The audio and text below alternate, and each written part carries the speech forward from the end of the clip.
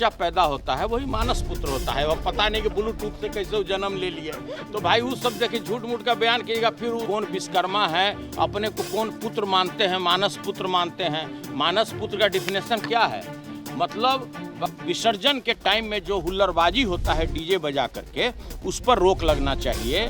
जो कुछ बात और बोलेंगे तो आप लोग झूठ मूठ का मुद्दा बढ़वाते हैं। हमारे बड़े भाई हैं, बड़ा उनका सम्मान है मेरे दिल में। रामनवमी के आड़ में जो तरह तरह का लोगों को डराया धमकाया जाता है मोहल्ला में घुस करके, उस पर रोक लगना चाहिए। शादी विवाह में डीजे पर कभी भी रोक नहीं लगना चाहिए। उसका जो डिसिमल या क्या कहता है, अगर उसके अंदर में अगर कोई डीजे बजाता है तो अपराध नहीं है।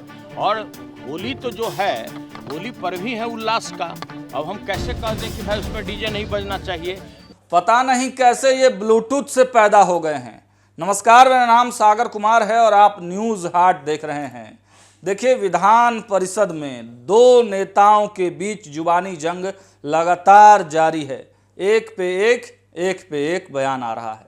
पहले सुनील सिंह कुछ बोलते हैं, उसका जवाब अशोक चौधरी देते हैं। फिर अशोक चौधरी कुछ बोलते हैं, उसका जवाब सुनील सिंह देते हैं। दोनों के बीच में विवाद थमने का नाम नहीं ले रहा है। आज जैसे ही विधान परिषद की शुरुआत हुई, सुनील सिंह ने फिर से अशोक चौधरी पर भ्रष्टाचार का मामला उठा दिया। और जब अशोक चौधरी विधान परिषद में द्वितीय पाली के दौरान मुख्यमंत्री नीतीश कुमार के सामने अपने विभाग का बजट भाषण पढ़ रहे थे और सरकार की उपलब्धियां गिना रहे थे, विपक्ष को जो 2000 के पहले का विपक्ष कैसा था उस पर तंज कस रहे थे, तो सुनील सिंह उस दौरान भी टीका टिप्पणी कर रहे थे और वॉकआउट कर दिया सदन का। और बाहर निकलते ही एमएलसी सुनील सिंह फिर से तेवर में नजर आए और अशोक चौधरी के बारे में कह दिया कि चूंकि मुख्यमंत्री नीतीश कुमार सदन में मौजूद हैं, इसीलिए वो उनको खुश करने के लिए इस तरह का भाषण दे रहे थे और मानस पुत्र का मतलब समझा रहे थे। खूब तंज कसा है अशोक चौधरी पर सुनील सिंह ने। हम उनका ये बयान भी आपको सुना देते हैं कि डीजे अगर शादी विवाह में बजता है तो यह तो क्षम्य है, इसलिए कि अगर शादी विवाह में डीजे न बजे तो लगेगा कि हम श्मशान घाट जा रहे हैं, तो इसलिए हम उसमें हम सहमत नहीं हैं। लेकिन जो इस तरह से सरस्वती पूजा के विसर्जन में, दुर्गा पूजा के विसर्जन में, रामनवमी में, सबसे ज़्यादा रामनवमी में जो ये भाजपाई लोग हैं, जो आरएसएस वाले लोग हैं, जिस तरह से 20-20 30-30 डीजे लेकर चलते हैं, उस पर रोक लगना चाहिए।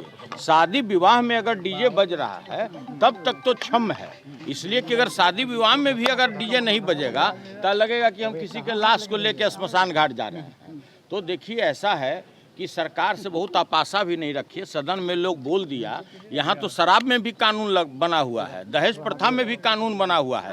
कोई भी व्यक्ति अपने दिल पर हाथ रख के, कोई भी सदन का भी कोई नेता बता दे कि कोई मध्यम वर्ग फैमिली में या कोई भी व्यक्ति के बच्ची की शादी बगैर दहेज का हुआ क्या?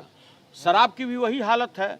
जितना शराब प्रोविशन के पहले, वर्ष 2016 के पहले यहाँ नशाबंदी नहीं था, जितना शराब की बिक्री था उससे डबल अभी शराब का बिक्री है। उतना ही नहीं, कोकीन, चरस और तरह तरह का जो गांजा, ये सब का जो बिक्री है, आज देश में जो पहले बेंगलोर, पूना, पंजाब माना जाता था, आज बिहार उसमें अव्वल है। इसलिए सदन में मंत्री के बात पर बहुत जाने का ज़रूरत नहीं है। हम केवल यही डिमांड करते हैं कि जो विसर्जन के टाइम में जो हुल्लड़बाजी होता है डीजे बजा करके, उस पर रोक लगना चाहिए।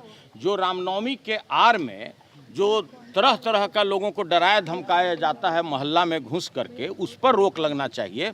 शादी विवाह में डीजे पर कभी भी रोक नहीं लगना चाहिए। देखिए, ऐसा है कि अगर डीजे को अभी एक लिमिटेशन है, अगर एक साउंड उसका जो डिसिमल या क्या कहता है, अगर उसके अंदर में अगर कोई डीजे बजाता है तो अपराध नहीं है। और होली तो जो है, होली पर भी है उल्लास का। अब हम कैसे कह दें कि भाई उसमें डीजे नहीं बजना चाहिए? डीजे नहीं बजना चाहिए। जो छोटा मोटा जो साउंड बॉक्स होता है वो तो बजा ही सकता है, हुल्लड़बाजी नहीं होना चाहिए। डीजे के आड़ में जो हुल्लड़बाजी होता है उसके पक्ष में हम नहीं हैं। और बाकी सब ठीक। जवाब दे रहे थे, आप लोग निकल गए। देखिए, ऐसा है कि वो सरकार अपने काम काज का हिसाब नहीं दे रही थी। लग रहा था कि चुनावी भाषण दे रहे हैं, और चूंकि उसी समय में सदन के नेता माननीय मुख्यमंत्री जी आ गए, तो आप लोग भी उनका नेचर जानते ही हैं। माननीय मुख्यमंत्री को खुश करने में तरह तरह की बात कर रहे थे कि ये हैं, वो हैं, ये कौन विश्वकर्मा है, अपने को कौन पुत्र मानते हैं, मानस पुत्र मानते हैं। मानस पुत्र का डिफिनेशन क्या है? मतलब बगैर संसर्ग का जो बच्चा पैदा होता है वही मानस पुत्र होता है। अब पता नहीं कि ब्लूटूथ से कैसे वो जन्म ले लिए। तो भाई उस सब जगह झूठ मूठ का बयान कीजिएगा, फिर कुछ बात और बोलेंगे, तो आप लोग झूठ मूठ का मुद्दा बढ़वाते हैं। हमारे बड़े भाई हैं, बड़ा उनका सम्मान है मेरे दिल में।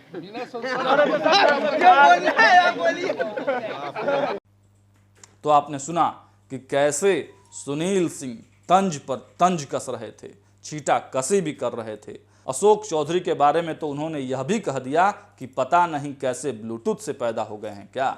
अब देखिए इन दोनों नेताओं के बीच की जुबानी जंग कब तक खत्म होती है। फिलहाल इस वीडियो में इतना ही। देखते रहिए न्यूज़ हाट। बहुत बहुत धन्यवाद।